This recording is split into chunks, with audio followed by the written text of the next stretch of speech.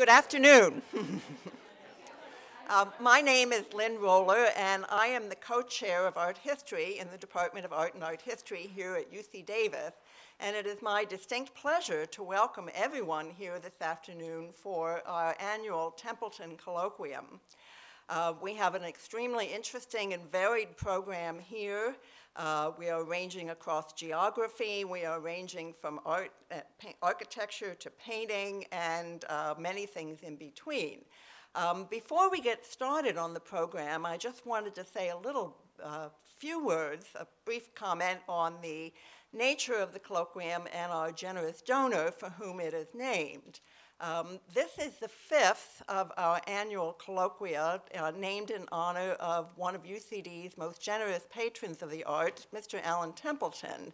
Alan was a UCD undergraduate. He actually graduated with a double major in psychology and art history in 1982, and perhaps like some of you, since I see many undergraduates here, he too had to fend off the question, what can you possibly do with a degree in art history? Well, in his case, he went on to a number of enterprising jobs and was very successful as an investor and decided to give back to Davis and establish an endowed chair in European art, which will come online in 2020, and also a series of annual colloquia celebrating his own interest and specializing in his particular interest in 18th century European art, but also taking this topic and ranging very, very broadly and widely. And that's very much our theme today. We'll be talking about the ancient world of ancient Rome and how this was reconceptualized in the 18th century. So we're grateful to Mr. Templeton for his ongoing support of UCD, and we're glad to see everyone here, and we think we've got a very interesting program for you. So without any further ado, I'll welcome my colleague, Professor Catherine Burnett, who will talk a little bit about the theme of today's colloquium. Okay, thank you, Lynn. So welcome, everyone. It's really gratifying to see you all here and to see how much interest there is in these wonderful topics and in art history generally. I get to be the one that cracks the whip here. So I want to let people know a little bit about why we're having this event beyond the fact that it's the annual Templeton Colloquium. In this case, we are also using the opportunity of the colloquium to celebrate the fact that we have made a new hire in art history in the person of Professor Alexandra Sonufriou. You still have to teach me how to say your last name, who's a specialist in Greek and Roman and Etruscan art, and the history and archaeology of pre-Roman Italy, Sicily, and other regions. She comes to us with experience at the Getty, and her most recent spot was at the Ashmolean at Oxford, where she was an exhibition curator. So we're really delighted to have her with us today, and she will be one of the two discussants. At the same time, we are also honoring the long and distinguished career of Lynn Roller, who has been on campus since 1977. Which is long before some of you were born. Yeah, how about that? And she also is an expert in the early Mediterranean cultures and civilizations. And so she is a remarkable colleague and a wonderful colleague and a leader for us. She has received many scholarships and grants and fellowships and honors. I'll just highlight two. One was that she's received repeated grants from the America for Bulgaria Foundation for her archaeology project in the Rhodope Mountains of Bulgaria. And for one of her many books, she received the Weizmann Prize in 2002 from the Archaeological Institute of America for her book, In Search of God the Mother. Besides that book, she also has a new book forthcoming. It will be in a bookstore near you pretty soon, we're pretty sure, and it's titled The Archaeology of Greek and Roman Cult, coming out from Cambridge University Press. So you already know the topic and some of the people involved here, but let me give you a little bit of the roadmap for how this is going to go this afternoon. We are going to have our two speakers who will be introduced by two members of the art history faculty. Professor Diane Favreau from UCLA and Nina Dubin from Illinois at Chicago. Each will be introduced by Alexandra and Diana Strazdis. And so this is the last time you'll see me till the end of the thing. I get to sit down and listen like the rest of you, but the speakers will come up without further ado and make their introductions. The introductions, of course, should be really long because these are distinguished scholars, but I have told everybody they have to keep it to the keep it short, speak into the microphone, and make it interesting. So let's welcome our first introducer, and I think that is Alexandra. Thank you.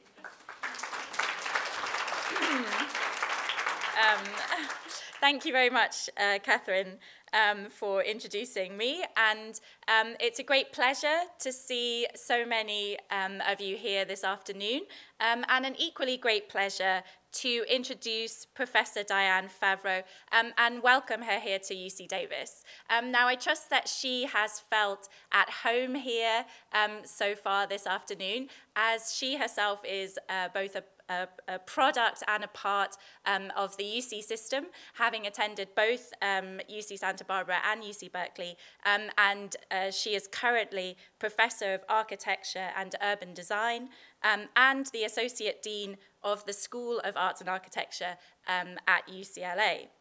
Diane has adeptly forged a truly interdisciplinary path through art history, art, design, architecture, classical archaeology, and perhaps most groundbreakingly, in digital technology and its application to the humanities.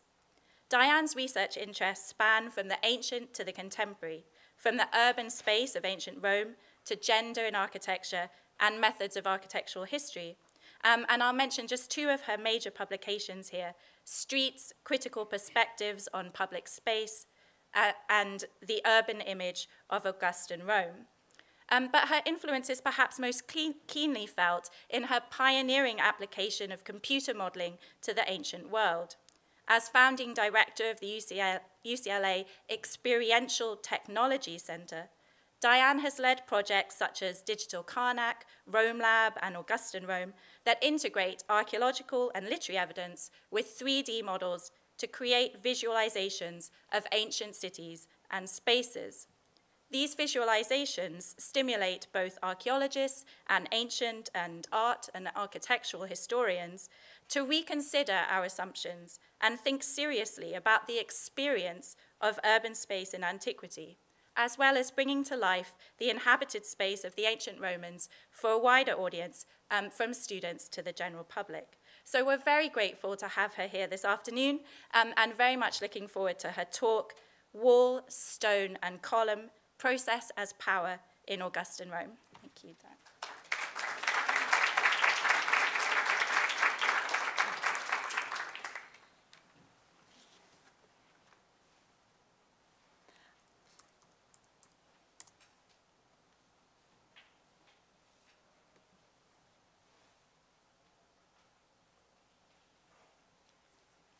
I want to thank everyone here at UC Davis, especially Catherine and Lynn and Alex, for inviting me to this. I'm really very pleased to speak at this event honoring Lynn Roller, whose extensive research and publications are exemplars in archaeology. Her 1999 book, In Search of the Mother, was an inspiration for me on many levels, examining the goddess Cybele's transformation from a provincial Near Eastern deity to one with a wide following throughout the Roman world. This dynamic processual analysis reads like a biography, recounting how the goddess grew to maturity and popularity, gradually weakened and succumbed to competition, leaving behind only memories. The liveliness of this story that Roller wove attracted me, demonstrating how the fragmentary objects of the past should always be considered in an evolving human setting and as entities that themselves lead rich lives. The same is true for Roman architecture. Traditionally, scholarship has privileged one moment in lengthy building lifespans, the structure at its completion. The proliferation of digital reconstructions has emphasized this truism as technologies facilitate the modeling of entire buildings and environments, seen here with a simulation of the Roman Forum made at the UCLA ETC lab that Alex mentioned. The advantages of such models are numerous, but increasingly I've become dissatisfied with hyper-realistic depictions of Rome, including my own. Too many digital simulations project a sanitized, improbable image of the past. There's always a lot of pink clouds. Showing buildings, all the buildings, as if they're sparkling and brand new, rather than as entities that pass through phases of creation, use, and decay. Broader physical or human contexts are rarely provided. And notice there's always, the people are always well-dressed and clean and happy. Many digital recreations favor literal and conceptual viewpoints that are superior and masculinist, privileging architecture as idealized great works by great men. And to make the point, I'm showing here a reconstruction of from Jim Packer's book on the Roman Forum, which has as this frontispiece him as the emperor and his architect, the person who did the digital renderings, as Apollodorus. And there are many other examples.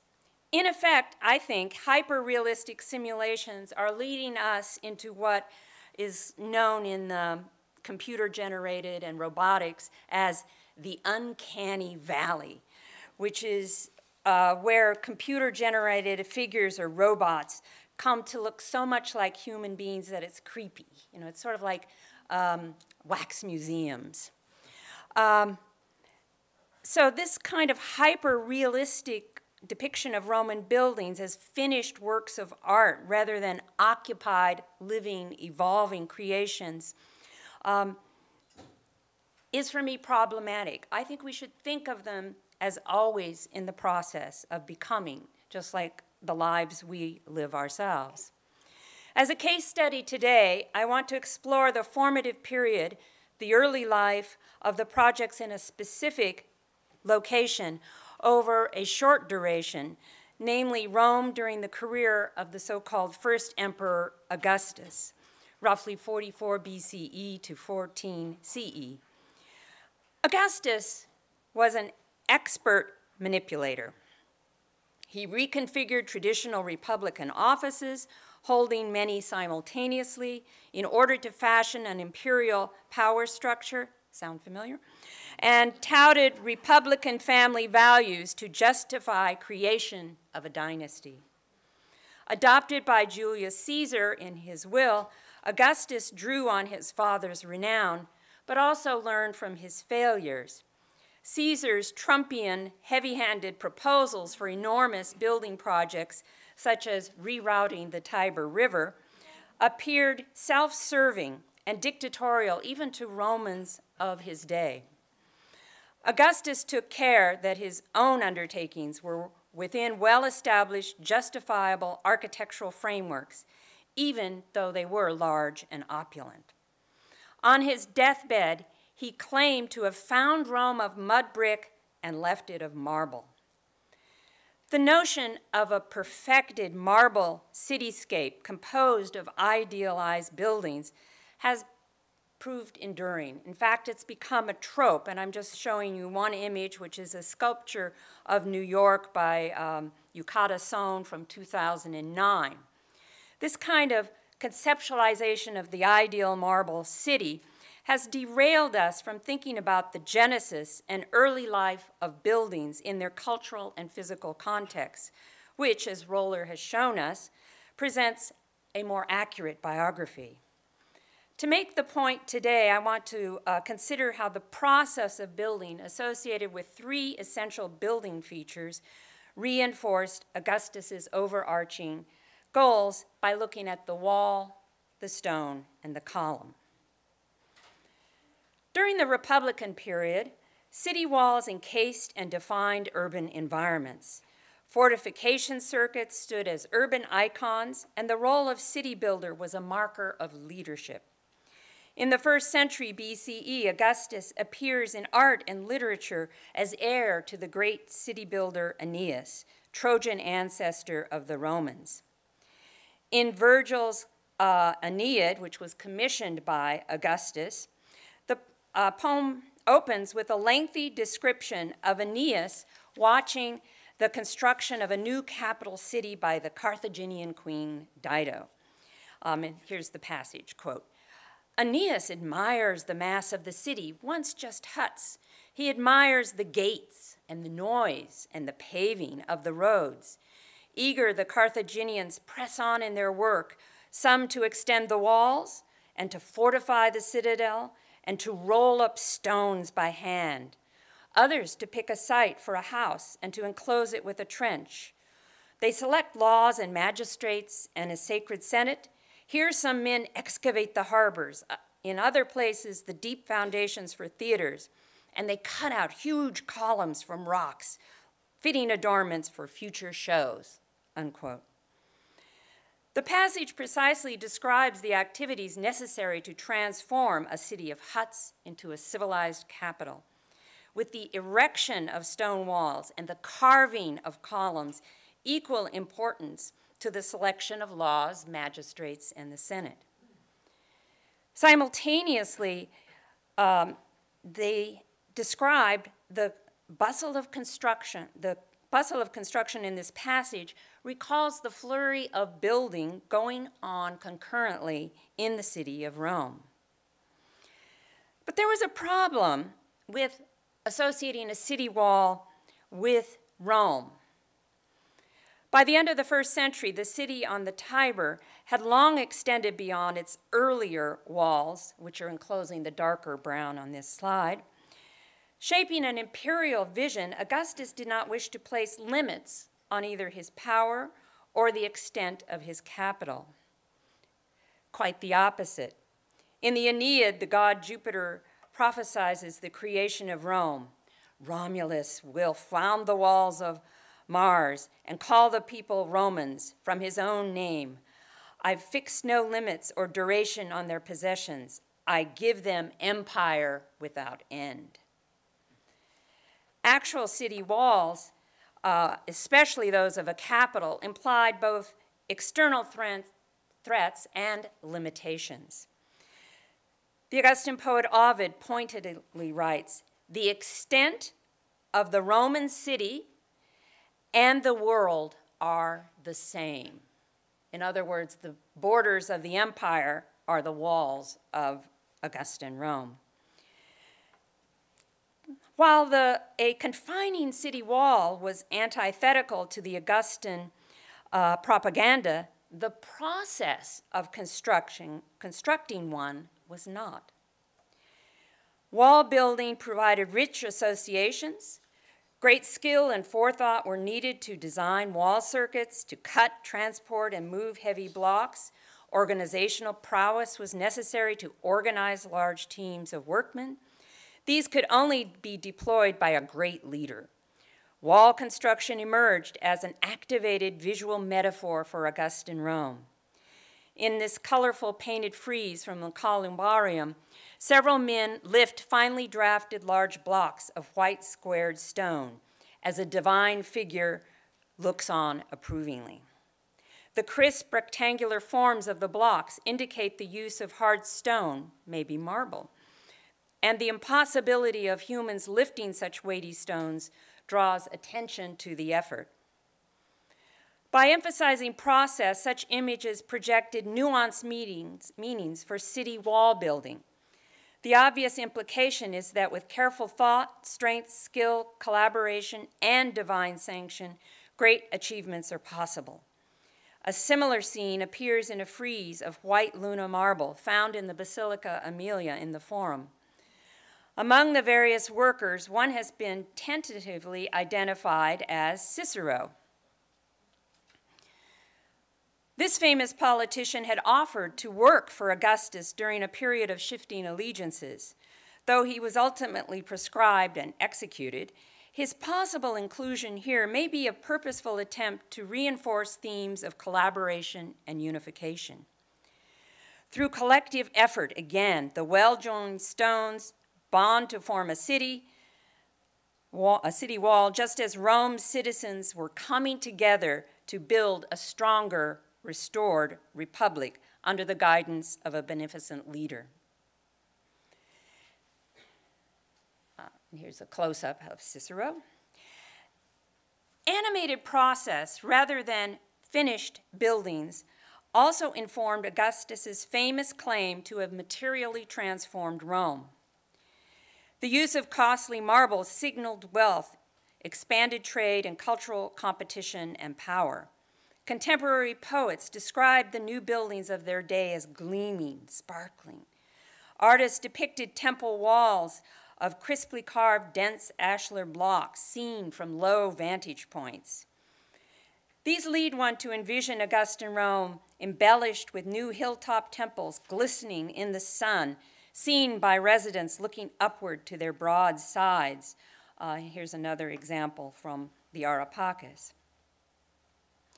Given the scale of Rome, its population of about 1 million, and its topography with many hills, as well as the concerns I've just mentioned regarding 3D modeling and Roller's contextualizing approach, I wondered if such descriptions were accurate. Were they literally true during the lifetime of Augustus?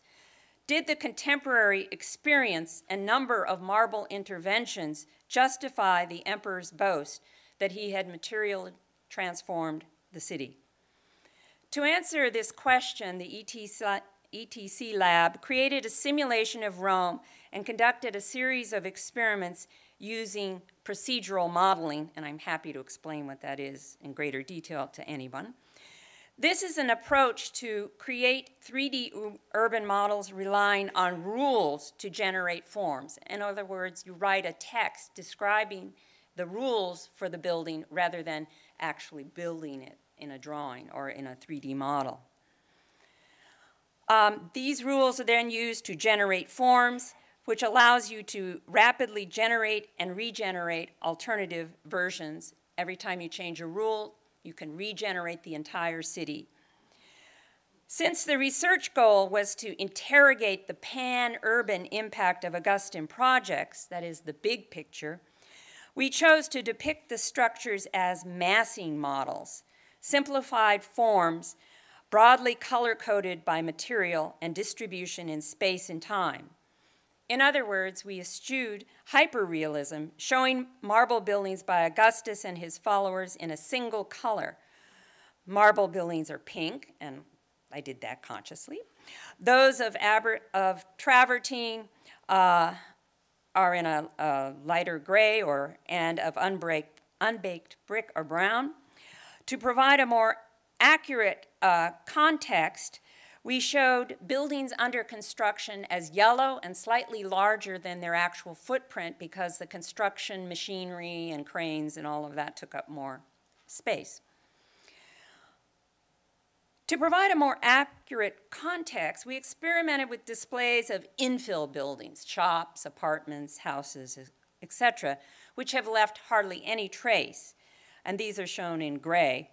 We developed rules for types and distribution and generated over 9,000 shapes for each iteration of the Augustan model. To underscore the process, you can see the yellow buildings that are under construction here. The ETC team spent many hours moving through versions of the model, looking at the cityscape at different times, lighting conditions, and other parameters, hoping to experience the types of viewsheds alluded to by authors and artists of the Augustan age. The results were negative.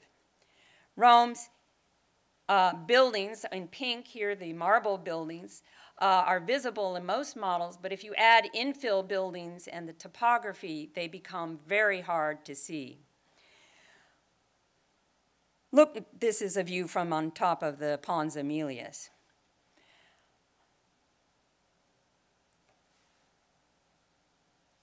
Marble impact was most strong in isolated, internalized Augustan ensembles like the Forum of Augustus. Here, Roman residents could move through spaces entirely bedecked in the costly stone, a pleasure previously limited to the wealthy. While such environments engaged the Roman populace, they were internalized nodes, hermetically sealed off from the surrounding city, distinct in their isolating designs as well as rich materials. As a result, their impact on the cityscape was restrained and episodic. Furthermore, when you see the whole city and look at the pink buildings there, the total number of Augustan projects at the maximum around 300 by Augustus and his followers make up only a small percentage of the buildings in the sprawling capital. In contrast, the act of constructing marble in marble reverberated far and wide. Experiences play a significant role in idea formation and memory, as we all know. The moving, lifting, and preparing of marble buildings affected Rome's residents on a daily basis. Heavier and denser than tufas, with few destabilizing flaws, marble could be quarried and transported in larger pieces than other stones. Throughout the first century, pieces became ever bigger and ever heavier. For example, the architrave of the Augustan temple of Mars Ultor was approximately 4 meters long. These huge solid stone pieces and the large cranes and machinery needed to lift them were moved horizontally through the city. I'm showing you a later depiction of a moving of an obelisk below from Istanbul. Enormous conveyances created spectacular construction parades through Rome. Tibullus helps us imagine these processions in his description of a successful merchant. Quote, his fancy turned to foreign marbles, and through the trembling city, his column is carried by 1,000 sturdy pairs of oxen, unquote. And here I'm showing you a replication of this by Mussolini in 1929, moving his monolith from Carrara through Rome, although he only had 80 pairs of oxen. Such parades attract large crowds. Just last May, the 47-meter-long, 66,000-pound external fuel tank from the U.S. Space Shuttle Endeavour moved through Los Angeles on its way to a museum. The route was extensively advertised to redirect traffic, but also to inform spectators where to stand. Note this published map indicated a particularly tight corner where people gathered to watch the impressive maneuvering. Ancient architectural transports were likewise popular spectacles. In 58 BCE, Aemilius Scaurus decorated a temporary theater with huge monolithic columns of Lucullan marble, measuring 38 Roman feet in length. After the games, or the events, public outcry arose when he moved the columns from the public venue to his private residence. Pliny writes, quote, nor was this done secretly and covertly. A contractor of sewers compelled Scaurus to give him a guarantee against damaging the sewers while the columns were being dragged up the Palatine Hill, unquote. The route probably passed from the Campus Martius through the Roman Forum, that is right through the city center, as you see here. Around 11 BC, Augustus reversed the procession. With equal fanfare, he took the columns from Scaurus' house to his new, very public theater of Marcellus. The first emperor also exploited the performative aspect of material transport during construction of the temples to Jupiter Tonans and on the Capitoline and Apollo on the Palatine, these two hilltops. His only works that were erected with solid marble blocks rather than revetments. For both projects, he repaved the access roads, which ensured that there would be no damage to the roads, but also because these were very prominent places where people in the Forum could watch the procession, or the wealthy on the Palatine could likewise see, as shown with these red viewing angles. Transport expertise was especially in evidence with obelisks. Augustus brought at least 4 to Rome from distant Egypt. Obviously, these granite pieces represented conquest over the land of the pharaohs. During transport of 2 giant obelisks around 10 BC, people must have lined the shores to watch the flotilla. Sorry, I hit the wrong button. To watch the flotilla of ships bearing the shafts, just as they gathered to cheer on processions of soldiers and booty moving to Rome prior to a triumph. Pliny praises the undertaking, quote, "The most difficult enterprise of all was the carrying of these obelisks by sea to Rome, in vessels which excited the great admiration of all. Indeed, the late Emperor Augustus consecrated the ship which brought one of the first obelisks, and left it as a lasting memorial of this marvelous undertaking in the docks at Puteoli," unquote.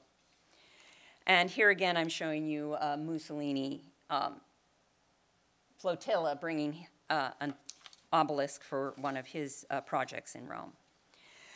For the Romans, the logistical challenges of moving heavy stones, the skillful custom design of conveyances, all added value to the material and to the finished building.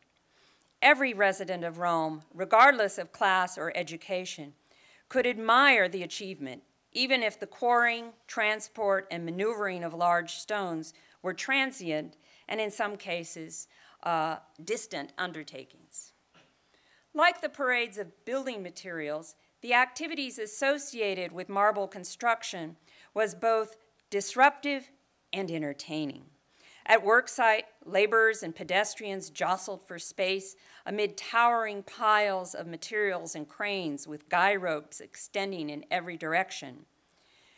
Rome's residents, many of whom were unemployed, loitering at building sites, taking pleasure in watching someone else work, while perhaps hoping to see a laborer fall from on high or be squashed by a heavy block.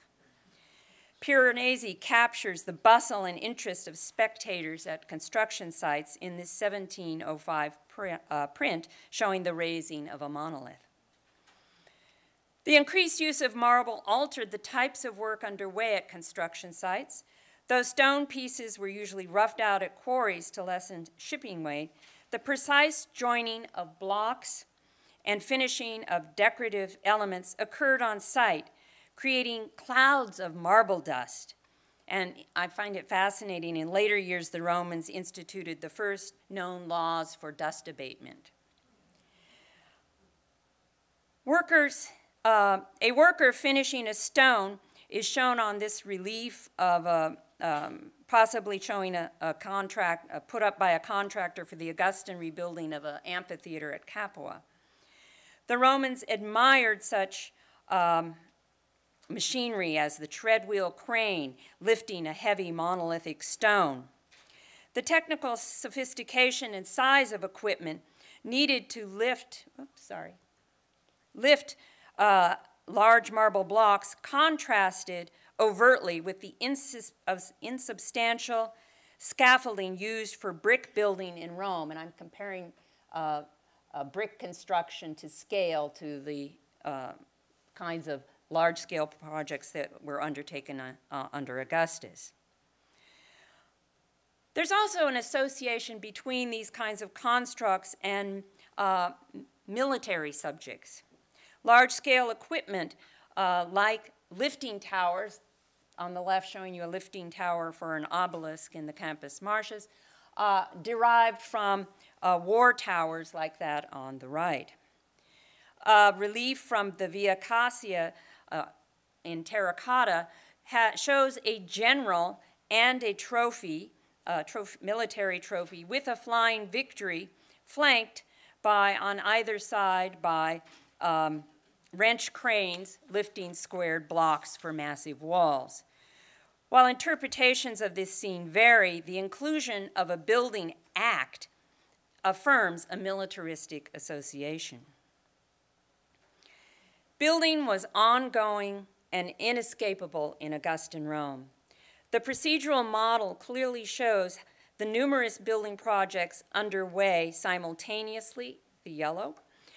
With this evidence, we have to change our thinking about Augustan Rome from a city of calm, elegant, completed environments to one disrupted and energized by countless continuous construction scapes. Many Augustan projects had extremely long building histories. For example, the Temple of Mars altar was vowed in 37 BC, the site cleared in the 20s, construction not underway fully till 10. It was dedicated in 2, even though it still wasn't done. Sound familiar again? Thus, for decades, its appearance was closer to that today than this kind of reconstruction. Similarly, in Augustus's lifetime, the Forum Romanum looked much like the set of Julius Caesar, with scaffolding covering the many structures and stones, machinery and workers all cluttering up the central space. And you can read his lips, I'm sure. Though not all projects were by Augustus and his followers, this sort of pan-urban frenzy of marble construction work was readily associated with him, affirming a collective effort to transform the capital. I'm just going to end by looking at one building element, one particular building component, which was especially pervasive and likewise offered memorable experiences. Columns and other monumental uprights punctuated and unified the cityscape of Rome, of Augustan Rome. This is from Seville, but they're still standing, so I wanted to give you the impact. With improved quarrying techniques, ease of shipping, and increased standardization, pre-worked column components flooded the architectural market. While stone columns, and you can see we know they were very prominent. This is one shipwreck which had 67 monolithic columns in it. While stone columns of drums continued to be used, the pieces became ever larger and larger, again evident at the Forum of Augustus.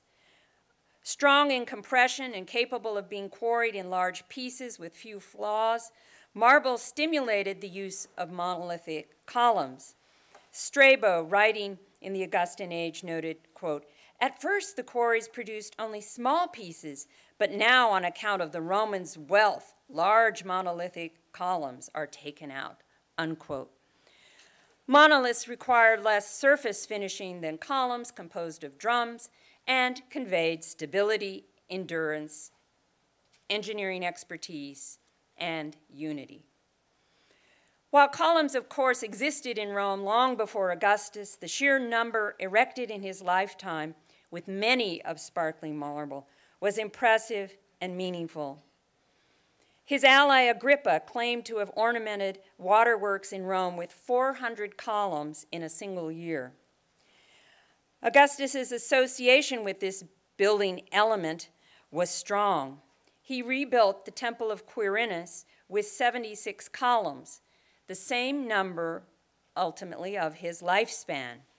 Dio Cassius writes that this fact has given some people reason for thinking that he did this deliberately and not by chance alone.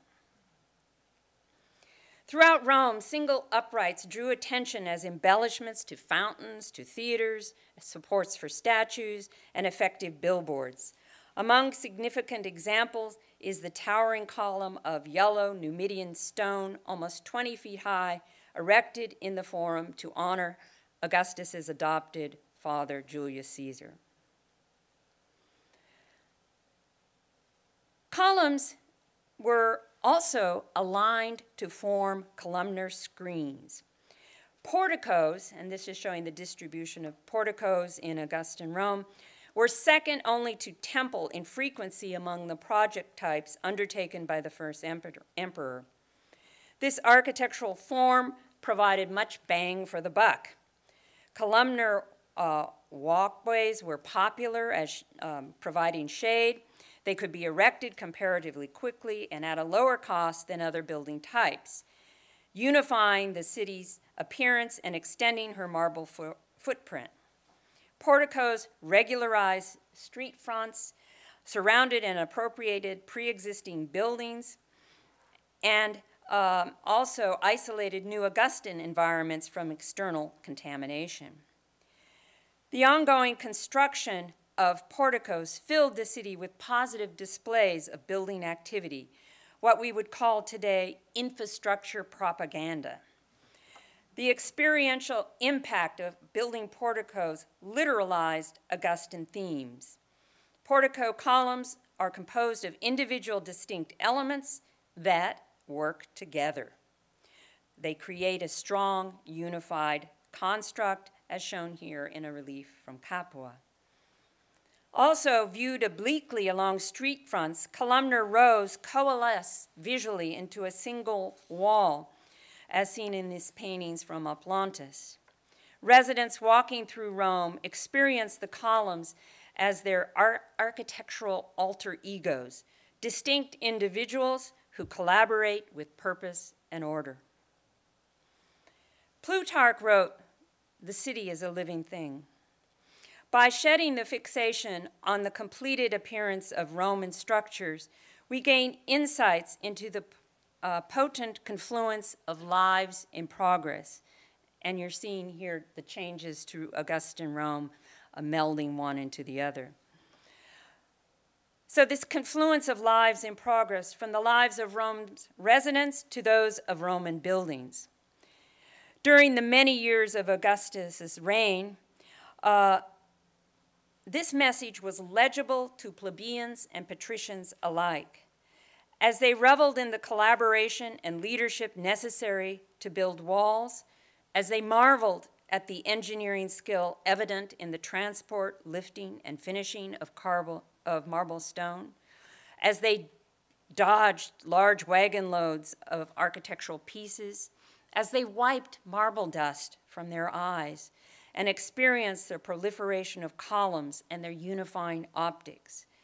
I think that the residents of Rome in the Augustan age experienced and reinforced the idea of a unified, new marble capital with a new, positive future. Thank you.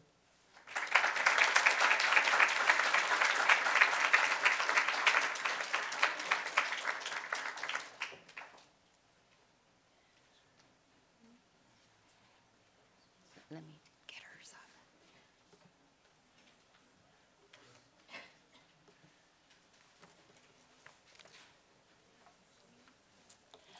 I'm very happy to introduce Nina L. Dubin, Associate Professor of Art History at the University of Illinois at Chicago. Her specialty is 18th and 19th century French art. She earned her BA from Columbia University and her MA and PhD from the University of California, Berkeley, completing her dissertation in 2006. She was a recipient of the prestigious 3-year David E. Fenley Dissertation Fellowship from the National Gallery of Art, Washington, D.C., and in 2013-14, she returned to Washington as a Samuel H. Kress Senior Fellow at CASVA, the Center for Advanced Studies in the Visual Arts. She has written on one of the major painters of the late 18th century France, who is also one of the most fascinating reinterpreters of ancient Rome. Her book, titled Futures and Ruins, 18th Century Paris and the Art of Hubert Robert, was published by the Getty Research Institute in 2010 and in paperback in 2013. This past September, she was the featured speaker for the first major retrospective of Hubert Robert in the United States, which was hosted by the National Gallery of Art. And she is now developing a book on the artistic trope of reading and writing letters in 18th century France. Today, she gives us a sense of the afterlife of ancient Roman architecture in French painting with this talk, Hubert Robert at the Flower-Strewn Abyss. Please welcome Nina Dubin.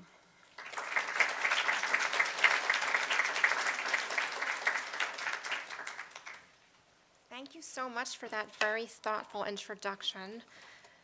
I'm so thrilled to be here, and I want to thank Catherine and Lynn and the art history department so much for inviting me to this.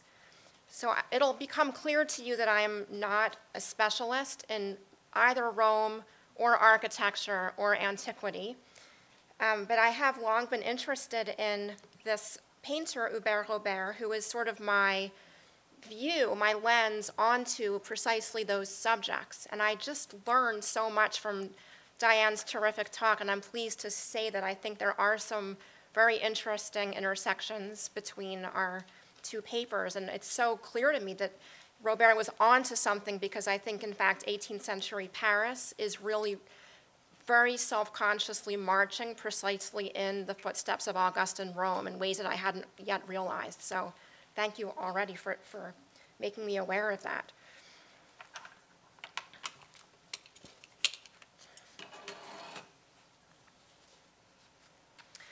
Late in his career, the French artist Hubert Robert increasingly reflected both on the menace of gravity and on the human desire to thwart it.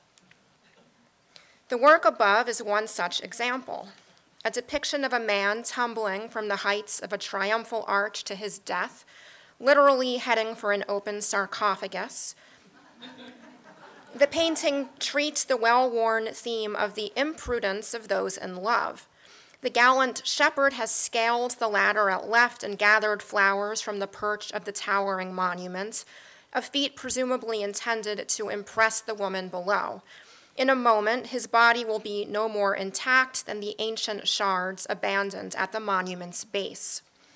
The tragicomic scene chronicles the rise and fall of an amorous daredevil who either misjudged the structure's stability or else embraced the venture's riskiness, the better to score points with his love interest.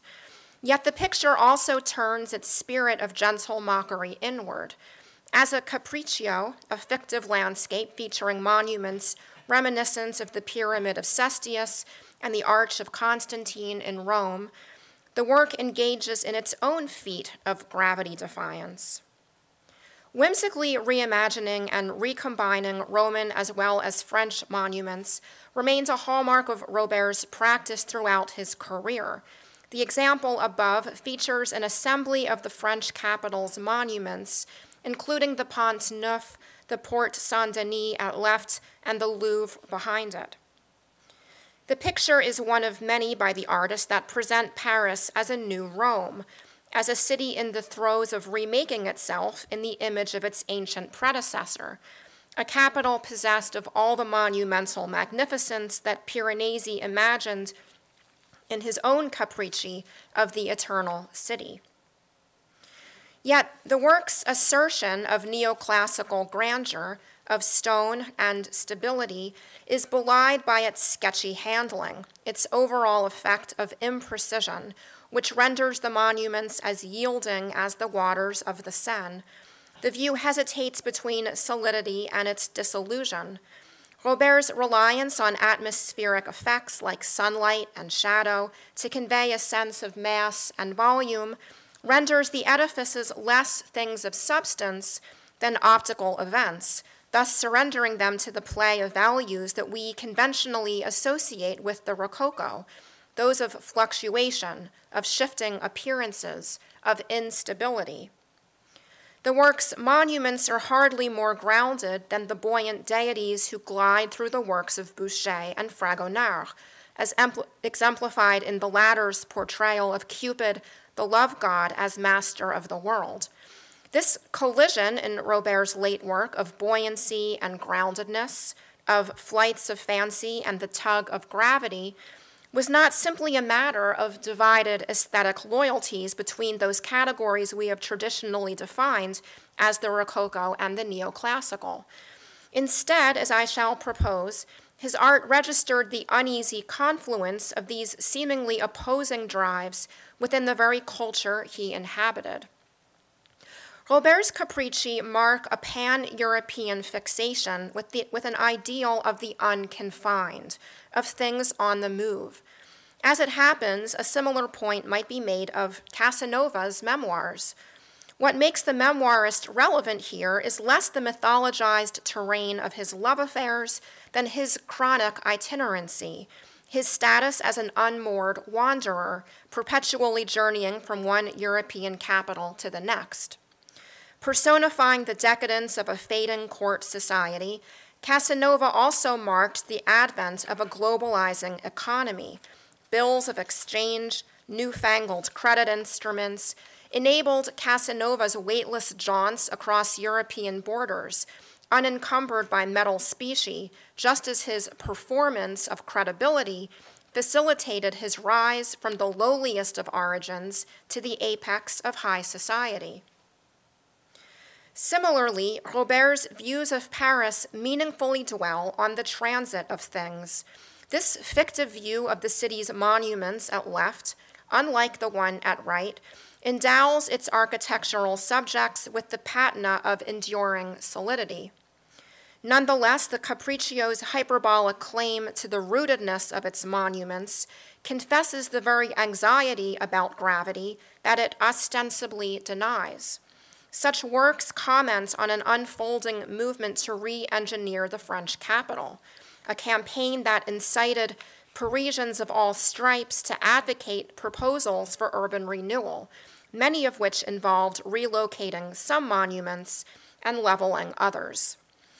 Recognizing the appetite for scenes of the city's volatilized urban landscape, Robert depicted Paris as a theater of metamorphosis, producing views such as these of the demolition of medieval churches. Other witnesses of the capital's transformation were less enraptured, however.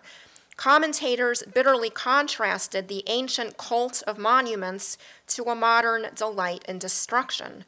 What they picked up on was an Enlightenment association of the ideal city, not with architectural magnificence, but rather with the emancipatory potential of the void.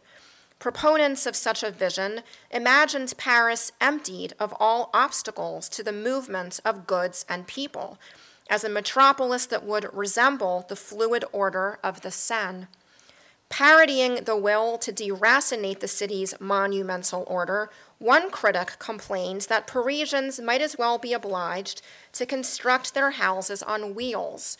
Mobile homes would lend themselves to that most distinctively modern of cravings, the desire for a view.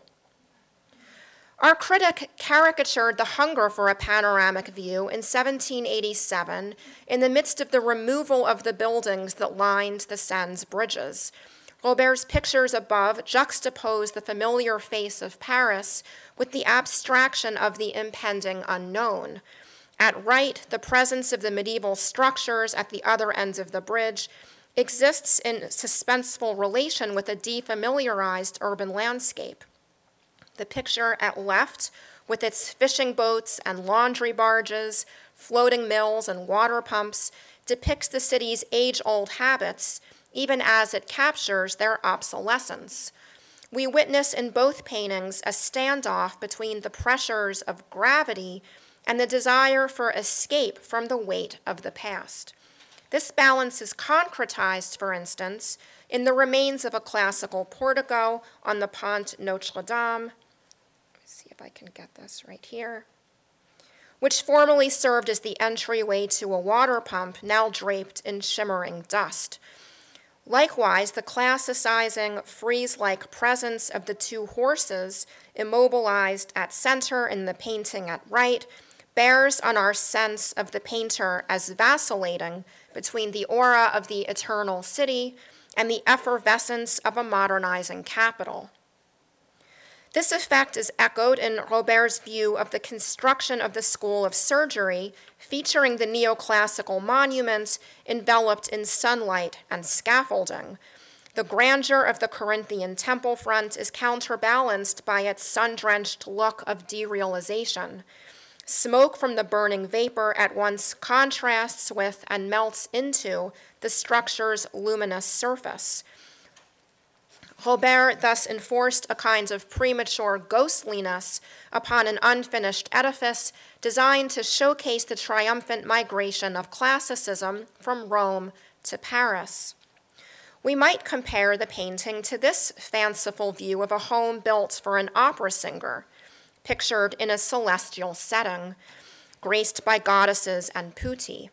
The drawing doubles as an advertisement for one of the city's most fashionable new quarters.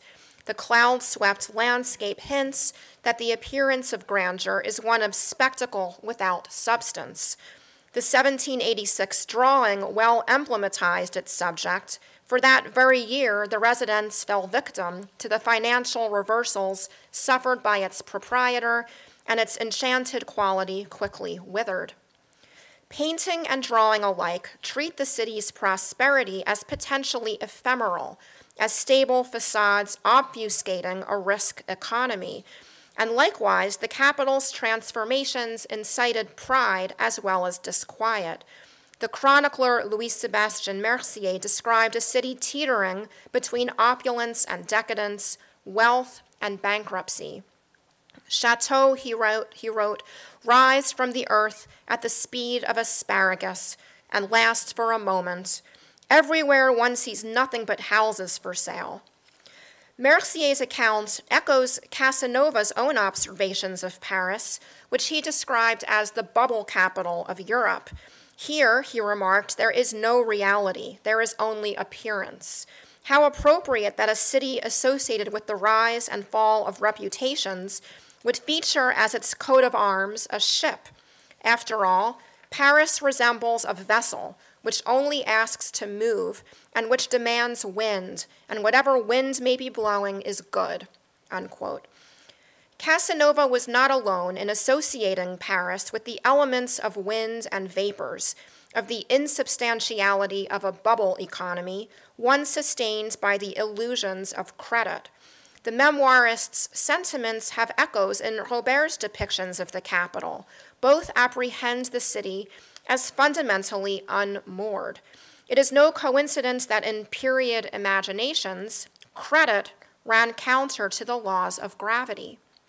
The expanded use of promissory notes and bills of exchange meant that commercial transactions were premised not on rock-solid guarantees, but rather on leaps of faith. At a time when unstable markets and the growth of speculative ventures made durable, dependable fortunes a relic of a pre-commercial world, credit was no sure thing. Defined as one's social or financial standing, that is, one's reputation for trustworthiness, credit often functioned as a confidence game.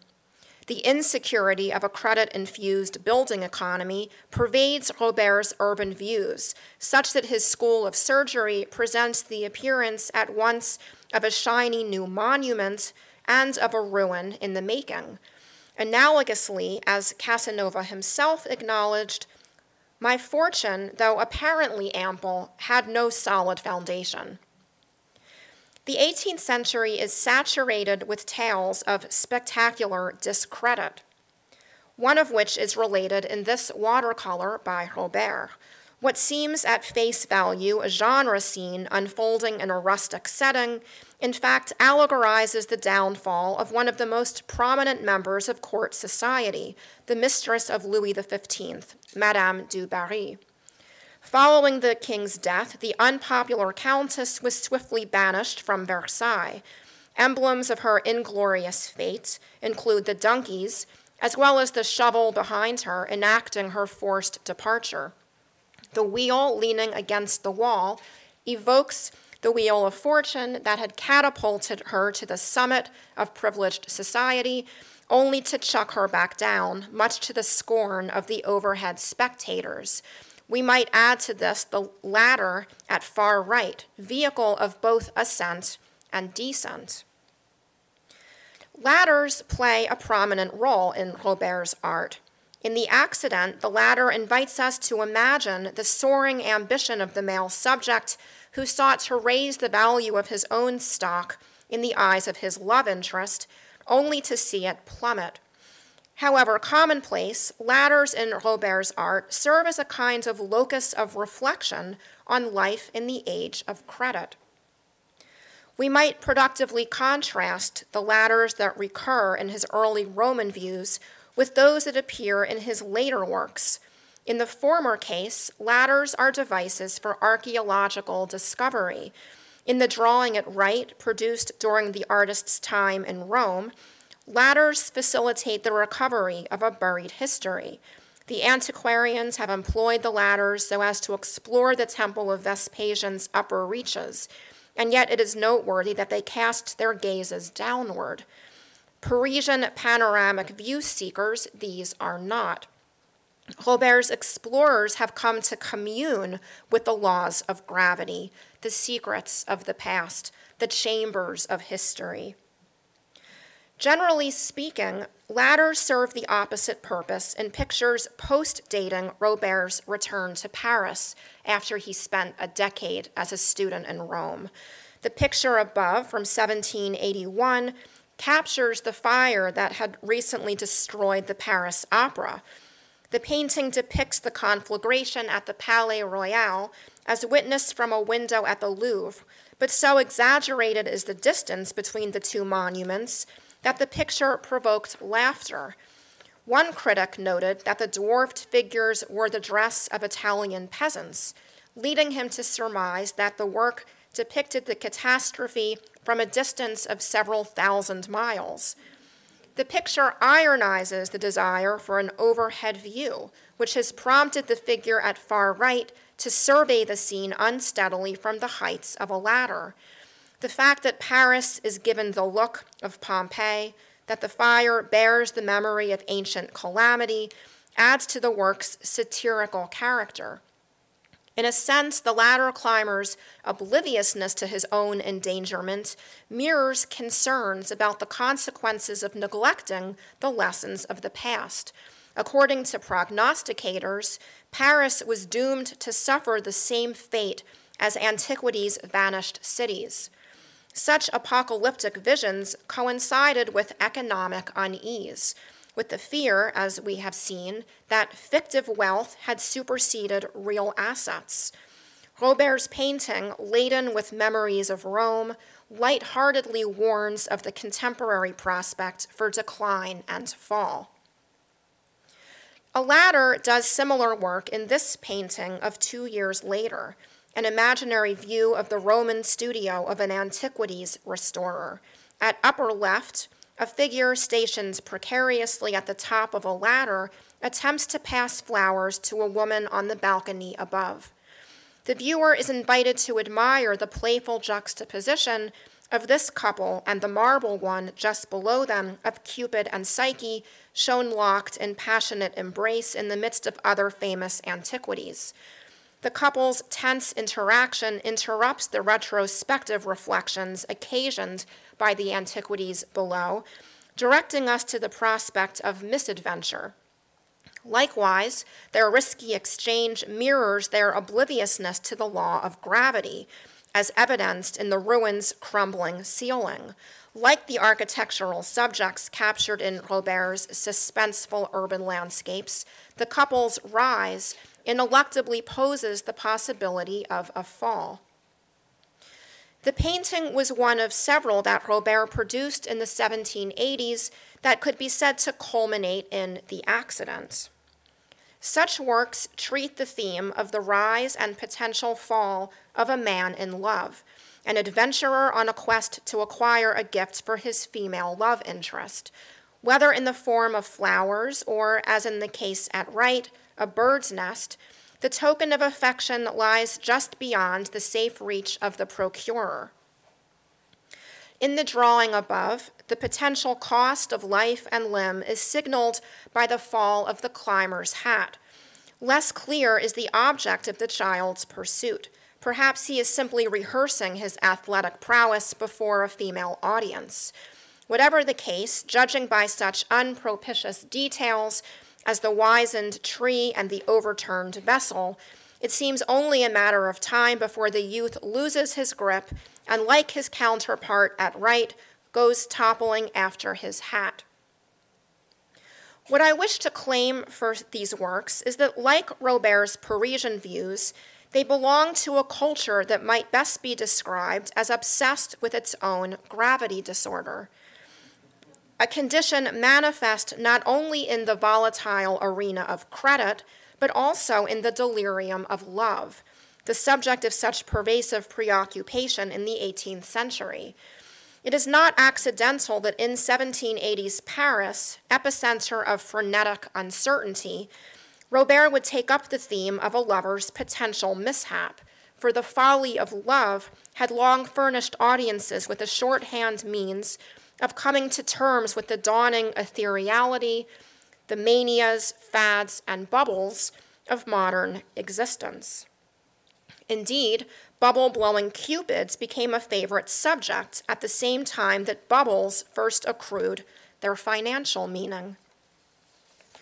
Robert's self-endangering lover was hardly an unfamiliar type. French visual culture abounded with images of lovesickness as an affliction that renders its victims dangerously airborne, literally untethered from reality.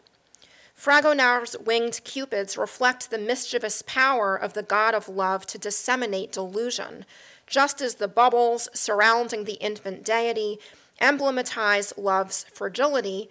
So too does the lover's sensation of levity presage a rough landing. In this print, a lovesick woman appears above a medallion of a blindfolded Cupid hovering at the edge of a precipice, a warning of the dangers of blind love. The pendant shows the woman's lover preying on her credulity. In the medallion below, a flying Cupid holds a rose in one hand and his arrows in the other, assuring her downfall. The prospect of a woman's misstep recurs in works by Fragonard. Here, a shepherdess gazes coquettishly at the viewer, failing to observe the end of the trail beneath her feet. Her flirtatious address conveys her readiness to stray from the correct path, so to speak. The clear-eyed child beside her is holding her back from a potential fall, recalling the iconography of our blind Cupid, who, as the verse indicates, does not see the precipice.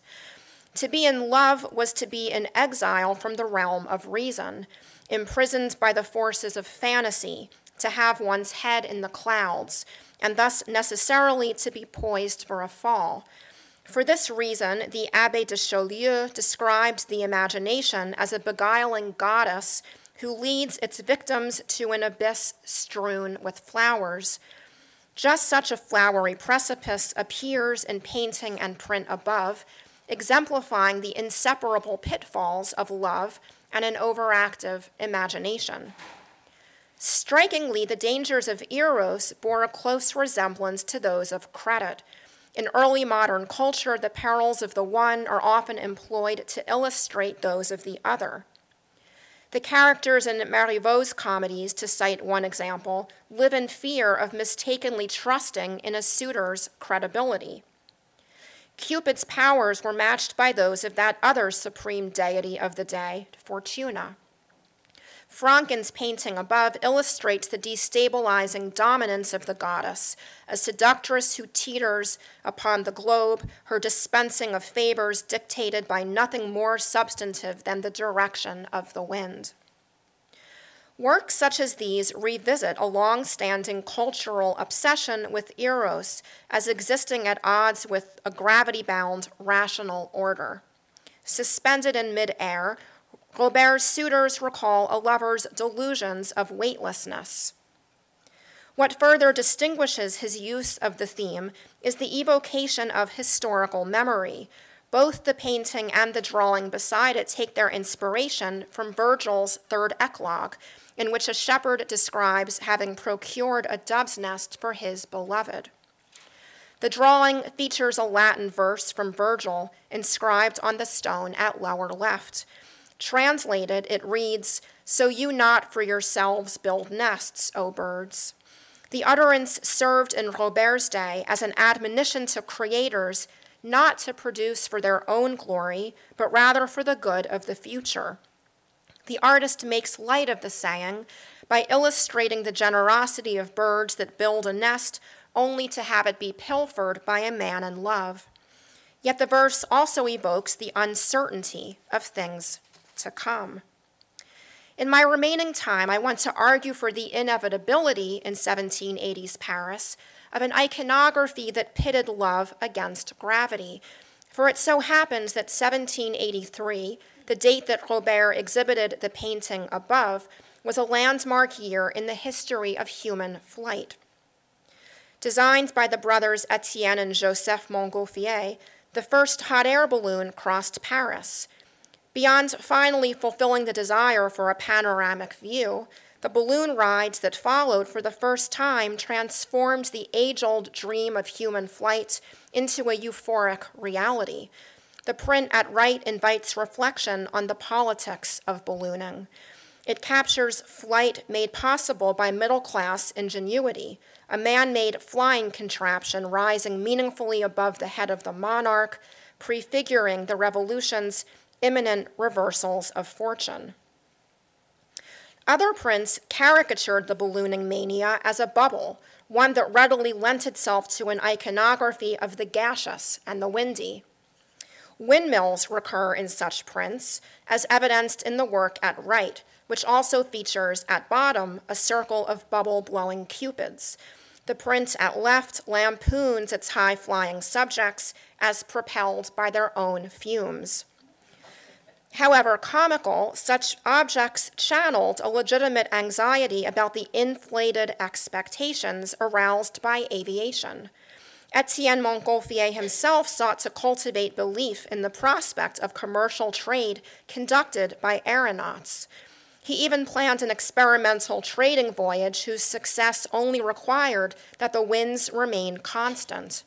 Its cargo would include mirrors, wallpaper, and other luxuries, themselves commodities of potentially overblown value. Precisely in the midst of an unfolding economic crisis, the ballooning mania tapped into fears that Paris was predisposed to bubbles. Satirists availed themselves of the exact iconography that one finds in prints caricaturing financial disasters. The 1720 print at left depicts John Law, orchestrator of the Mississippi bubble, as a peddler of wind. The financier had overseen the conversion of the French economy from metal to paper currency, issued by a national bank backed by the Mississippi Company's projected trade profits. In the pre-revolutionary period, a time of frenzied speculation on the Paris bourse, not only did the return of a vocabulary of winds and windmills threateningly presage such a replay of the events of 1720, so too did images of falling bodies. In this 1720 satire, a blindfolded Fortuna at upper right is pursued by a crowd of wealth seekers shown tumbling after her. This caricature at right similarly treats the foolhardy pursuit of illusory possibilities.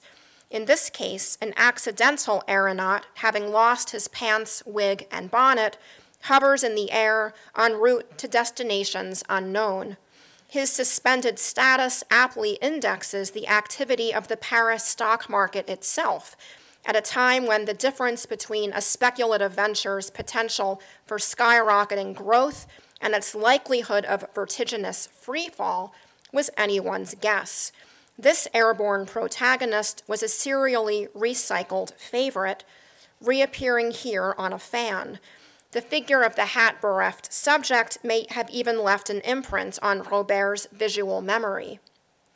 Both works above attest to the era's obsession with tales of gravity-challenging heroes. Book 2 of Ovid's Art of Love, a text that soared in popularity as highlighted by this 1735 translation, opens with an account of the fall of Icarus, a character who refused to stay put, suggests Ovid, just as a love interest will often escape the clutches of an adoring lover. Yet perhaps the most instructive example of a mortal fall was that suffered by Phaeton, the son of Apollo, who, having begged his father to let him drive his sun chariot, fatally loses control of the steeds. In Lully's opera based on the myth, Phaeton is reimagined as an insecure suitor who seeks to redeem himself in the eyes of his love interest by proving his lineage as the son of Apollo. His attempt to master his father's sun chariot is thus a calamitous attempt to shore up his own credibility. Lully's opera thus once more illustrates the intricate ties of love and credit. Long viewed as a parable of the dangers of excessive pride and immoderation, the Phaeton tale also tended to surface at moments of angst over the question of credit. An image of Phaeton's fall appears in the upper left medallion in this 1793 engraving. The print contrasts those who betrayed the French Revolution, their names inscribed at left, with its most steadfast supporters, who were in turn listed at right.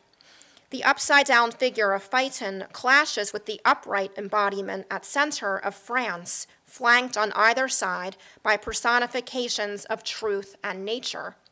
The verse identifies Phaeton with the sin of presumptuousness.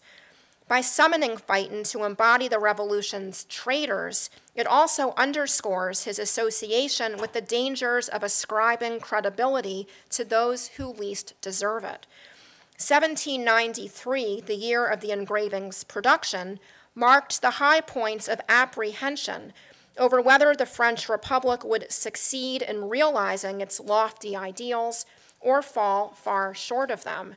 In other words, the credit of the revolution itself was dangerously in doubt, a situation concretized in the public's skepticism over the worth of the nation's new currency, the assignat. The medallion at upper right, featuring Theseus and Ariadne, bears the inscription Sage Confiance, or wise trust, a plea to its viewers to invest faith in the Republic, confidence being the prerequisite for the success of the new order. And yet, what is it precisely that we are being invited to place our trust in? The print's own faltering confidence, legible in the obscurity of its symbols, tells us something, I think, about the 18th century's fraught relationship to the cloud-swept realm of dreamy aspiration. Underneath its wit, we might detect in Robert's picture an anxiety commensurate with that displayed in the engraving beside it. Robert produced several versions of this painting, thus evidencing the extent of his absorption in the theme we have been tracking. Remarkably, one of those versions, perhaps the one above, hung at the Salon of 1793. My point in returning to this picture one last time is not to scrutinize the political implications of Robert's use of the Phaeton theme. It is rather to propose that the work's farcical quality gives way to an elegiac aspect once we consider it in dialogue with its predecessors. Perhaps all along, the point of Robert's fixation on the theme of the self-endangering lover was not his ascendancy into the ethereal heights of the imagination, but rather his improbable lingering in the world of things real, things solid, things laden with memory. Unlike the painter whose alter ego we might identify in the Phaeton figure at right, the flower collector at left has not yet come face to face with the revolution's imminent historical breach, its sundering of past and future. Though we have no shortage of definitions of that category known as modernity, we might consider heeding Robert's proposal and adding to our list this one, namely that modernity is gravity defiance. The entry seems to be more accurate in our cyber-mediated moment, as Diane just demonstrated, than ever before. But in the 1780s, the prospect of unfettered escape from the confines of the past prompted Robert to view gravity as both a threat and, proleptically, as an object of nostalgia. At the Salon of 1789, he exhibited this painting, according to its title, a former temple of Venus, now serving as a bird sanctuary. The sculpted relief in the foreground depicts the loves of Venus and Mars. At left, a peasant raises his arms in the air, evidently either catching or releasing a bird, a gesture perhaps related to the semi-visible presence of a woman at left. Virgil, we know, provided the artist with more than a source of pastoral love imagery. The eclogues evoke rustic scenes of courtship while registering Rome's political upheaval.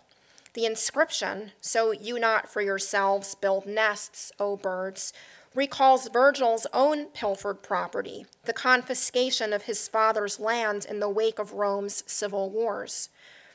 Robert thus hints at the ways in which the pastoral could serve as a medium for grappling with a culture's most vexing existential questions. It is in this spirit that we might consider the painting at right. What is salient here is that our male peasant neither climbs a tree, ascends a ladder, nor scales a triumphal arch. Instead, he holds his arms aloft while remaining firmly grounded. A similar observation might be made of the ruin itself. The monument's base is modeled on the Temple of the Sibyl in Tivoli. The rustic structure atop the temple is a product of artistic caprice. The upper reaches of the imagination, where winged creatures dwell and a lover's fantasy unfolds, reside still in the embrace of a gravity-bound order. The modern world has not yet taken leave of this terra cognita. Perhaps part of the reason we've lost our taste for Robert is that we've become expert in the art of gravity disavowal, acculturated as we are to the reign of bubbles and evanescent, destabilizing fictions of all sorts. As I've tried to suggest, we find in the artist's late work a presentiment of this world to come, as well as an invitation to linger for a bit on the safe side of the abyss. Thank you.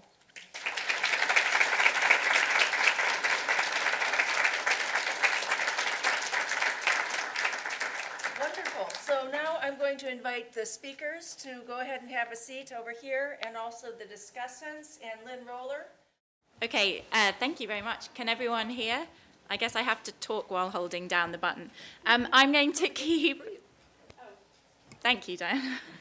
I'm going to keep my remarks very brief because we've heard two such fascinating papers, and I'm sure it was almost as if intentionally there were so many wonderful overlaps between the two papers. It couldn't have worked out better. So my remarks are purely related to Diane's paper, but I'm sure there'll be a lot of questions and things bringing the papers together, and I'm sure that both the speakers actually probably want to have a long conversation with each other, which they can do later on.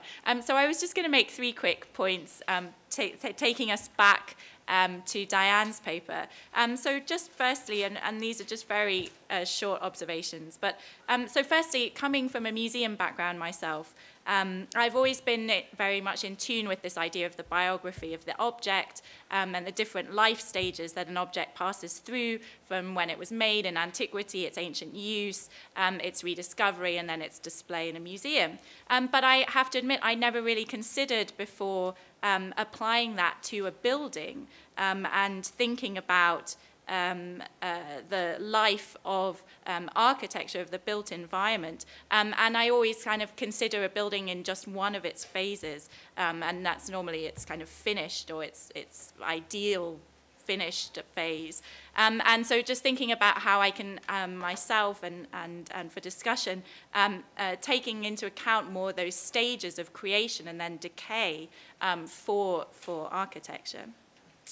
Secondly, my second observation, I was so much intrigued in Diane's paper about this idea about how showing the process of construction, the organization of manpower and resources that entails is basically as important in Augustan Rome as the resulting buildings themselves. And it sort of made me think about, for the Greeks had the idea of the civilizing force for the Greeks was very much tied to the goddess Demeter, goddess of agriculture. And so bending the natural world, the agricultural world, to man's will was the kind of civilizing effect of the Greeks as they go out to colonize Sicily and southern Italy. And in fact, how that might relate to instead for the Romans, they're controlling the space, the built environment, and bringing civilization through peace and order, and thinking about Virgil, again, book 6 of the Aeneid, where Aeneas is told that other people, other groups like the Greeks are good at making sculptures, beautiful bronzes and marbles, and the Romans' task instead is to govern well in the empire, and those are the arts of the Roman, to impose a settled pattern upon peace and pardon the defeated and so forth, and these ideas of good governance. And how do you make that visible? So good government, a sort of abstract, nebulous concept in some ways. So how do the Romans make that visible? And it's perhaps in this process of construction. And so thinking then about Trajan, another great builder in Rome, who consciously was modeling himself on Augustus, building a new forum and so forth. And Trajan's column, which shows how he could afford to build to kind of reshape Rome, was through his military campaigns and the success of his military campaigns. And this column showing his campaigns against the Dacians, the people in Eastern Europe, which has a lot of scenes on it of fighting, obviously, of Trajan's army, moving through the territory, but also over 300 depictions of architecture. And these kind of help set the scene of the location of the battles. But they also very much make the point that when the Romans move into a territory, they build things. They're building camps, they're building walls, they're building roads, perhaps roads, another aspect that would have been interesting to include in Diane's paper, along with walls and columns and stones. The Roman road, of course, a kind of defining feature. And then just very briefly, my third point is another observation, a really kind of a question to Diane as well, that I'm wondering about how this idea of the process of construction and the celebration of work that involves, and we see that celebration of work on a lot of Roman funerary monuments, and how maybe this mentality is from the top down, from Augustus and so forth, and the idea of demonstrating good governance, but then is it picked up by the workers themselves, by the architects, by the owners of construction companies, the people making the mechanics, the cranes and so forth, and they end up being very proud of this work, of how they're contributing and showing it on these monuments. So I'm going to just leave it there for discussion, and I think perhaps hand over straight to Diana for the second response. Thank you. I would like to use my discussant remarks to push Nina Dubin's really interesting talk a little bit into the direction of the life and afterlife of ancient Roman architecture. You only need to compare the titles of these two talks. Process as Power in Augustan Rome becomes The Flower-Strewn Abyss. Although both talks deal with animating architecture, they suggest also the huge difference that exists between the life of imperial Roman architecture and its afterlife in 18th century France. A city whose planning became a concrete vehicle for expressing power under Augustus became, by the time of Louis XVI, an imaginary landscape, a collection of ruins used for pictorial purposes. In the interstices of Professor Dubin's talk, Hubert Robert's work shows, I'm not loud enough, Hubert Robert's work shows the special way that the 18th century exploited the architecture of ancient Rome. Neither Robert nor his contemporaries paid much attention to the fabric of ancient Rome's city plan. This is obvious. Their interest were discrete monuments, and the same group of well-preserved specimens appear in the 18th century's interests. And they include the Pantheon, the Arches of Constantine and Titus, the Portico of Octavia, the Pyramid of Caius Cestius, the Temple of Antoninus and Faustina within Rome, and then outside of Rome, the Maison Carrée in Nîmes, the Temple of the Sibyl in Tivoli, and a group of others. Painters made imaginative recombinations of these monuments. Engravers of prints either placed them in settings to recall the travels of buyers who bought these engravings on the Grand Tour, or they made measured reconstructions of individual buildings for architects who would adapt them far from Rome. We can only recall Thomas Jefferson's repurposing of the Pantheon for the library at the University of Virginia, and his repurposing of the Maison Carrée for the Virginia State Capitol. This 18th century afterlife of ancient Rome showed less interest in reclaiming the archaeology of the city than in making an imaginative reuse of its most recognizable pieces. Hubert Robert was one of the many who rearranged the monuments of imperial Rome and projected onto them the values of their own time. How that projection worked is exemplified by the Englishman Edward Gibbon. Born just 4 years after Robert, Gibbon was his exact contemporary, and Gibbon's The History of the Decline and Fall of the Roman Empire was published between 1776 and 1788, precisely as Robert was making his paintings. For Gibbon, it was crucial that Rome be in a state of ruin. His treatise explained that the Roman Empire succumbed to invasion by barbarians due to the gradual loss of civic virtue among its citizens, who became indifferent to its need their need to sacrifice for a larger purpose. These facts were, to Gibbon, set in contrast to and made into a lesson for Englishmen in his own age of reason, which was rational, progressive, and patriotic, as the declining Romans was not. Gibbon's history of the Roman Empire was as much about his own time as Rome's. For the artists of the 18th century, destruction of Rome's monuments was as important as recreating them. We notice how Robert juxtaposes images of a no longer functioning architecture of Rome against accidental incidents of anonymous, lowly personages who do not necessarily admire Rome's grandeur. Such images remind us that the 18th century wanted to control the ancient world, to use it as a tool for commenting on the present. As Professor Dubin has allowed us to see, the message from a Frenchman for France was about transience, instability, uncertainty, and a need to escape the weight of the past. Thank you. So now we can have the speakers respond, but I also want to remind you that there's a reception afterwards, so everybody gets to celebrate this wonderful series of talks together. But take it away. Responses, and then questions. If you have questions, we will have someone who will take the microphone over to you so that you can be heard as you ask. Go ahead. Well, I'd like to have the questions more than me gabbing some more, but I will say I thought there were a lot of synergies that our alter egos met somewhere in a bar before we got here, and really brought up a lot of themes, and some of the themes that I will grill Nina about later, I hope, or we'll chat nicely, I should say, are about this idea of construction and destruction that are both very powerful conveyors of meaning and existed in these times in very different ways. So that's one. And the other is a larger question about city planning. And were the Augustus, you know, we always talk about him, and I have talked about him as this great city planner, but he really didn't have a master plan for the city.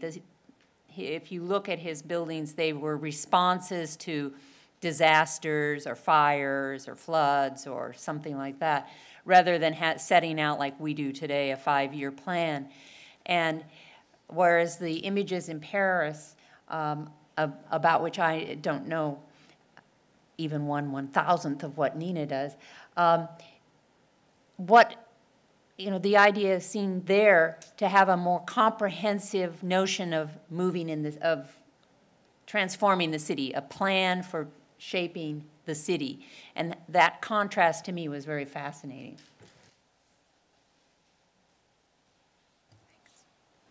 I can do it. Thank you. This is, I'm overwhelmed with thoughts and mostly questions. I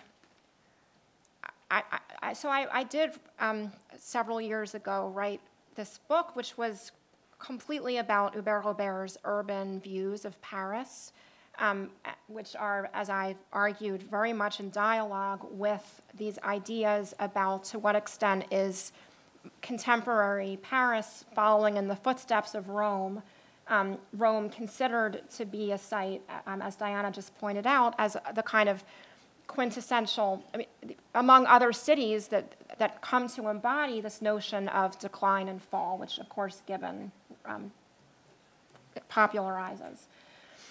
And I guess one of the things that was most striking to me in your talk, Diane, was this notion of infrastructure propaganda, because it makes me really think hard about my own tendency to think about Robert's own interest in the subject of infrastructure propaganda as a topic in 18th century Paris, meaning that it's a moment when you see lots of buildings underway, construction projects, and just to answer one of your questions, I think there was this dream of a kind of meta urban planning in Paris, the idea that we could, in fact, take a long view of the city and really overhaul it from scratch. But of course, that dream is very much coming into friction with the reality of the challenges of doing that. So there's a huge amount of friction between architects who want to conserve and urban planners who want to destroy.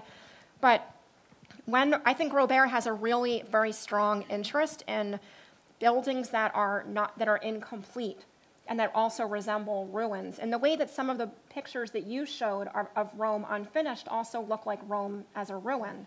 And it didn't ever occur to me that in and of itself was serving a propagandistic purpose, that it was showcasing the efforts to kind of colonize a future.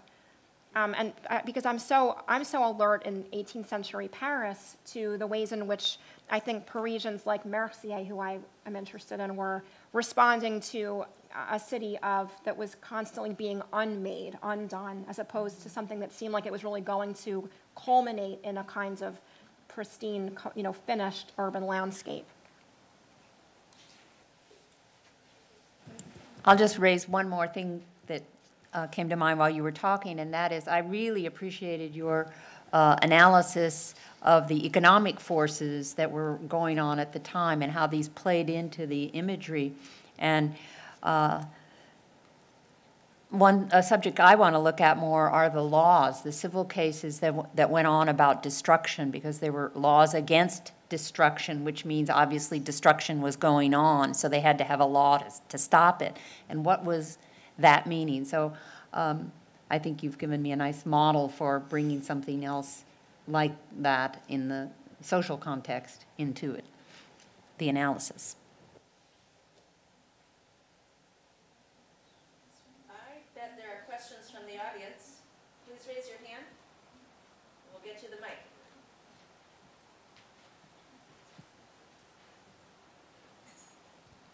Hi, thank you for your wonderful talks, both of you. But I'll start with a question for Dean Favreau, which is cued to your comment about the infill buildings essentially blocking views or perspectives of the major marble high-end projects by Augustus. I think that needs to be reconciled with the experience of buildings through time in another sense you also talked about, and that is how people move through urban space, and the fact that some locations are very privileged. And you get glimpses of buildings, and then you come, as you go through an urban nexus, and then you come to a great open space or a great monument, and the surprise has a kind of super emphasis value, so that these buildings would have had an impact that exceeds their actual size or proportion within the urban scale. And I wonder if you would talk about that, and the fact that that may actually involve a kind of awareness of the urban scale in a larger way. Yeah, I've done work on that and tried to understand viewing angles and what they mean in the context and as you move through the city and the choreography of them. As you were saying, you go through a tight little alley and then you come into an open space. Well, if you came from one big space to another big space, it's not a big deal. But that kind of scenographic display of your movement and what you see is very important. So I think you're right on in bringing up that issue. But the other one that I've been doing some work on is how our notions of vision are culturally constituted. And so looking up at somebody, we say, I look up to him. And that was literally true for the Roman world, and there's a lot of literary and legal evidence for that. So we are so used to thinking, oh, I want a penthouse apartment and I can look down on everybody. But in Rome, where no elevators, the top floors were the least desirable. And so if you said, oh, I can look out over the whole city, you say, oh, I'm so sorry, you don't have any money. It was a negative. And so the Romans don't talk about urban views. They don't talk about looking at the city. Only if you're in a villa outside can you look back, but you can't be in the city and look down on it because of that cultural context, but also that how could you look down on this capital city that has no end? And one of the sources says, you have to be an Argos with 100 eyes in order to look down on this. You have to be a deity with supernatural viewing in order to look at it. So, and just one last thing is, I think it's also tied into all of the senses. This kind of analysis of paintings and friezes and so forth, we're doing this visual analysis. And the city, if you walk by the latrine, you have a whole different idea of that space than when you look at a plan that shows something. So the sounds and the space and the multisensory aspect needs a lot more work. And it's starting to be done now. I wonder, Nina, if Professor Ruda's comment about privileged space also doesn't work for Hubert Robert, in that in paintings like The Fall, we see inside of them these sort of peasants, these workers, these people who are of minor significance, sort of inside this scene that are kind of doing perilous things. And in fact, this is a painting that has sort of noble surroundings that those people don't seem to see or seem to be aware of. The people who are aware of them, the people who can see that this poor guy is falling from the Arch of Constantine and the Pyramid of Caius Cestius is behind him, is the viewer, is Hubert Robert's viewer. And I'm wondering if you've noticed similar kinds of the audience's privilege to something that in these peopled scenes, the people inside of them aren't necessarily aware of. Definitely. I think Robert is somebody who works in Rome alongside Piranesi, and is really learning from him. And you have a similar effect in Piranesi of these little sort of decrepit, lowly types who are much less, even less admirable in Piranesi's etchings than they are in Robert's paintings. He really does become known for painting these, wonderfully sublime architectural perspectives, and even the way that curators now place them is, I think, capitalizing on that effect. So I'm thinking, for instance, in the Philadelphia Art Museum, where you can see this one Robert of this, it's a sort of interior underneath an arcade, but it's placed literally within an arcade in the museum. So you're looking through and you see, and clearly the effect is that you do have this kind of meta privileged viewpoint that is certainly in contrast with the lowly figures who are occupying the ruins, who do tend to be sort of picturesque little, as you pointed out, they're not the main subject. Although Alan Templeton, I had a very nice lunch with, was making the point that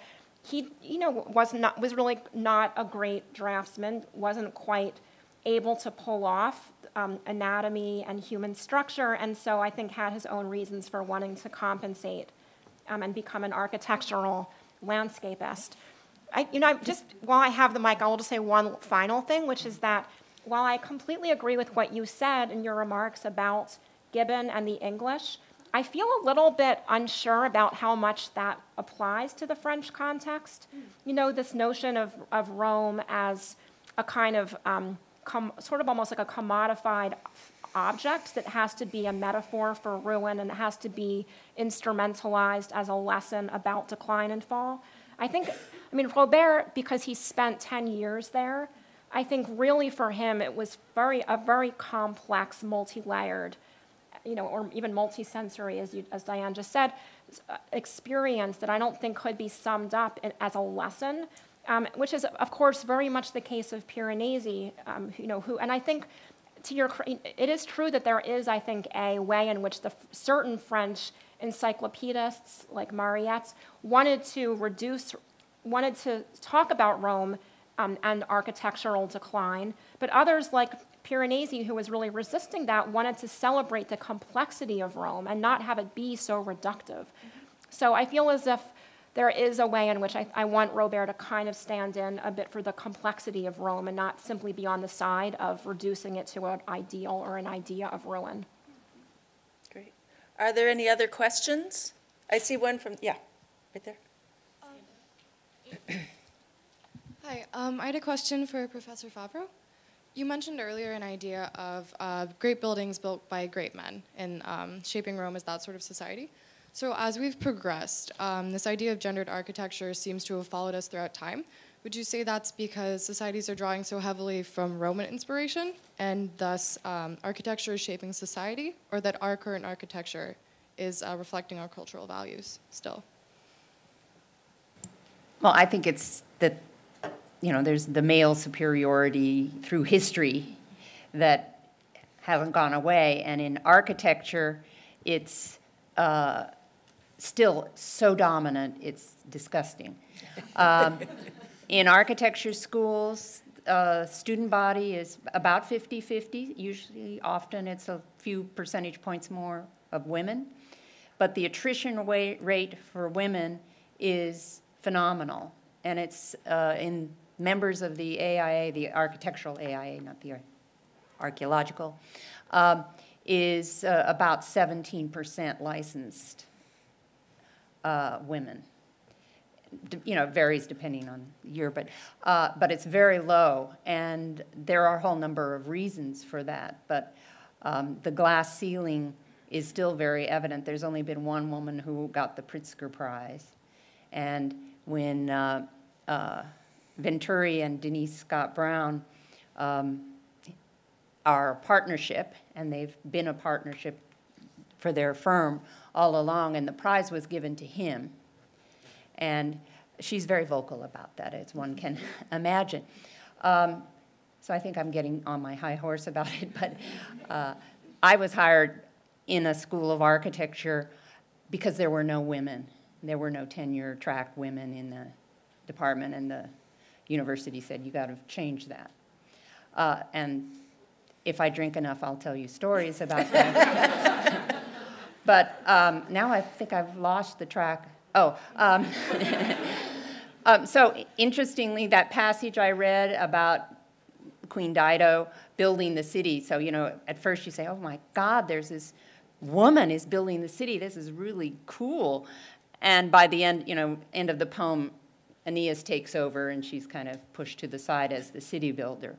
So it's something that has continued to today, but I don't think I think it's just the way that profession has developed. It's not that anybody now is looking back to, you know, the Roman example at all. It was a matter of education opportunities and work opportunities. Did I answer your question? Close enough? Well, I thank you for raising a new theme, which is having something to drink. So I think it's time to excuse ourselves to stage left. And there's a reception set up and should be ready for us so we can mingle and converse and ask more questions to our speakers and others, and come up and introduce yourselves. We are looking forward to talking with all of you. Thank you. But first, let's thank our speakers. And